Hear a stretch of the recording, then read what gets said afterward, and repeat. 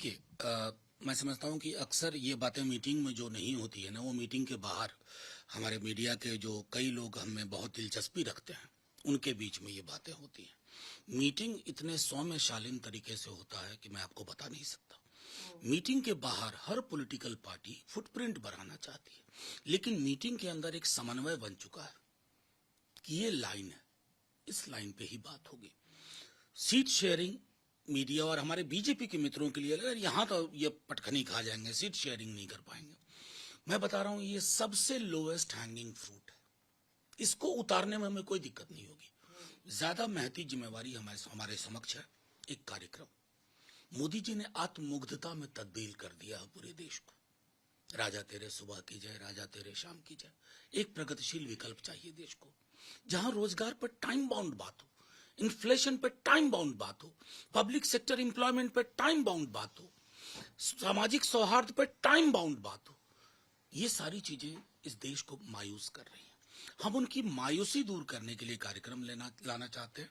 पहला important agenda. दूसरा, जो रैली होनी है अलग अलग राज्यों में, उसकी टाइमलाइन क्या होगी, कौन से मुद्दे लेकर के कहां जाएंगे। कुछ लोकल होंगे जिसको हम माइक्रो मैक्रो का मैनेजमेंट कहते हैं, और तब आती है बात कि कैसे एक दूसरे के बीच में बेहतर और संवाद करके सीट वीट के मसले को सुलझा लिया जाए।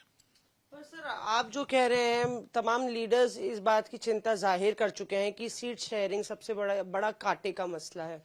अरविंद केजरीवाल सुना है पिछली बैठक में बोले कि सितंबर तक हो जानी चाहिए। तो आपको नहीं लगता कि जो सबसे जटिल मुद्दा है उसको आप लोग बैक बर्नर पे रखे हुए हैं क्योंकि लड़ाई झगड़ा? मैं ईमानदारी से कहूं, मैं हवा में नहीं बोल रहा हूं। ये लोवेस्ट हैंगिंग फ्रूट है। हर दल को पता है कि इस राज्य में किसकी क्या परिस्थिति है।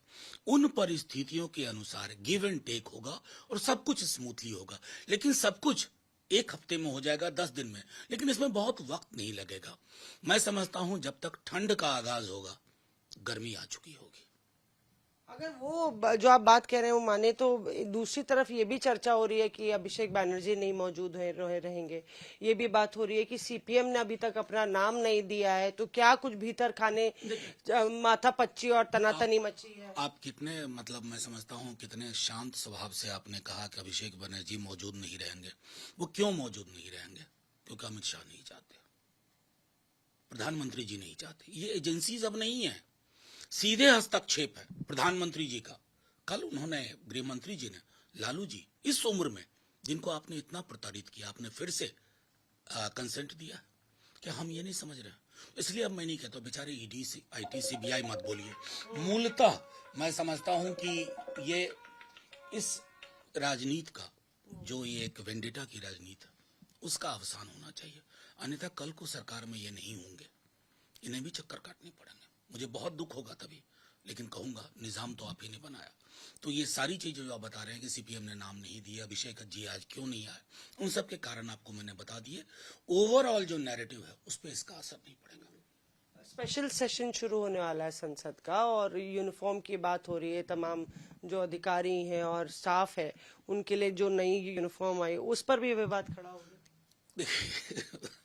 मैंने उस यूनिफॉर्म को देखा है। अगर सचमुच वही यूनिफॉर्म है, किसी ने प्रैंक ना किया हो या किसी ने कुछ मीडिया को मिसलीड करने की कोशिश ना की हो, तो मुझे दुख होता है कि राजशाही को स्थापित करने की कोशिश हो रही है।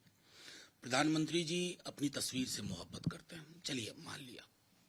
अभी कितने तो लगाए थे, 900 में से 350 400 अपनी तस्वीर लगाई थी। वो बाइडेन ने पूछ भी लिया होगा कि नरेंद्र भाई, आप तो कहते थे कि 140 करोड़ इस देश की आबादी है, आप तो आप दिख रहे हो, 2-4 पत्रकार दिख रहे हैं, आबादी कहाँ गई? एनीवे, तो प्रधानमंत्री जी का ये मैं देख रहा हूँ लगातार। ये जो आप ड्रेस वेस चेंज कर रहे हैं ना, ये एक राजतंत्र की बू आ रही है।